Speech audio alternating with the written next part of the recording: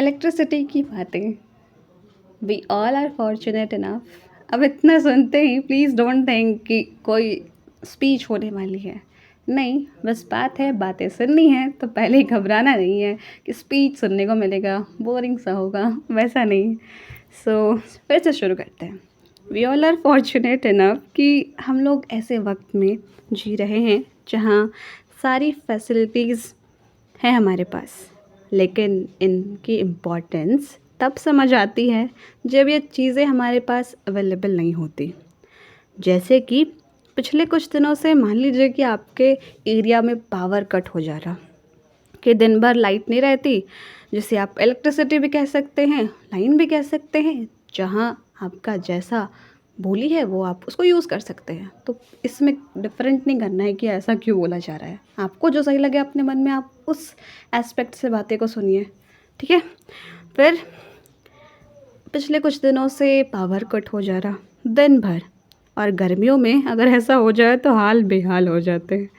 और सिवाय पेशेंस के साथ सब्र करने के अलावा कोई और ऑप्शन ही नहीं रहता, क्योंकि और क्या ही कंट्रोल होगा। जो काम चल रहा होगा या जिस वजह से लाइट नहीं आ रही है उस पर हमारा तो कोई कंट्रोल नहीं होता। हमें तो बस इंतज़ार करना होता है कि लाइट आ जाए, आ जाए, आ जाए। और इसी इंतज़ार में पूरा दिन गुजर जाता, और पूरा दिन गुजरने के बाद शाम को देर से लाइट आती, और लाइट के आने से ही मानो अंधेरे में रोशनी हो जाती, और मन इतना खुश हो जाता कि वो खुशी एक्सप्रेस ही नहीं हो पाती। लेकिन इतनी खुशी के बीच में कुछ चीज़ें भी होती, जैसे कि सबसे पहले टंकी में पानी चढ़ाया जाता कि मोटर चालू करना है, टंकी खाली हो गई है, पानी चढ़ाना है उसमें। या आपके इन्वर्टर की बैटरी डाउन हो गई तो बैटरी चार्ज पर रखना है। कोई पंखे नहीं ऑन करेगा जब तक बैटरी नहीं चार्ज हो जाती है अच्छे से। नहीं तो पता चला अगर अगले दिन भी सेम रूटीन हुआ तो एक बल्ब भी नहीं चलेगा घर में। ऐसा तो होते ही रहता है। और फिर रात भर लाइट रहती, या आधी रात को फिर वापस से लाइट चली जाती, और अगले दिन सेम वैसा ही रूटीन फॉलो होता कि सुबह में लाइट चली गई, और फिर देर शाम को आई, फिर आधी रात को गई, फिर अगले दिन सेम रूटीन। और ऐसा कुछ दिनों तक होते ही रहता। और इन दिनों में खुद इतने अवेयर हो जाते हम कि ये जो सारी प्रिकॉशंस हैं कि टंकी में पानी रहना चाहिए, पंखे नहीं चलाने हैं, ताकि बल्ब की रोशनी तो कम से कम घर में रहे। और बेसिकली इलेक्ट्रिसिटी की इम्पोर्टेंस हमें इन दिनों में ही समझ आती। लेकिन इसके बीच में नेचर हमारा बहुत साथ देता कि मौसम इन दिनों में बहुत अमेजिंग हो जाता, कि रात को ठंडी हवाएं चल जाती, जिससे नींद सुकून की मिल जाती। तो ऐसा अक्सर तो नहीं होगा, कभी कभी ही मौसम वैसा हो जाता है। फिर इन बातें का क्या मतलब?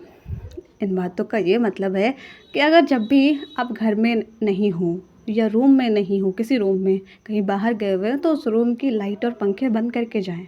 क्योंकि साइंस के बुक में आई थिंक हम सभी ने वो चैप्टर पढ़ा होगा, रिन्यूएबल एनर्जी और नॉन रिन्यूएबल एनर्जी।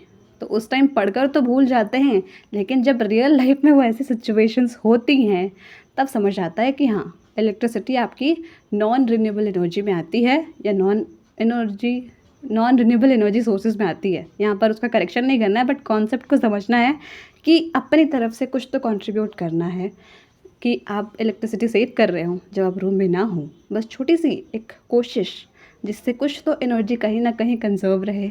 तो यहाँ पर साइंस नहीं पढ़ाना है मुझे आप लोगों को, बस एक मैसेज देना है कि ऐसा तो होते रहता है अनएक्सपेक्टेड वे में, और होगा भी। और गर्मियों में तो खासकर बहुत परेशानी हो जाती है, लेकिन हमारे पास पेशेंस के अलावा कोई और ऑप्शन नहीं होता। और साथ ही अपना कुछ थोड़ा सा कंट्रीब्यूशन देना इन चीज़ों में, वो भी ज़रूरी होता। तो बस इसी बात आप तक पहुंचानी थी, इसलिए ये video. So thank you so much for watching.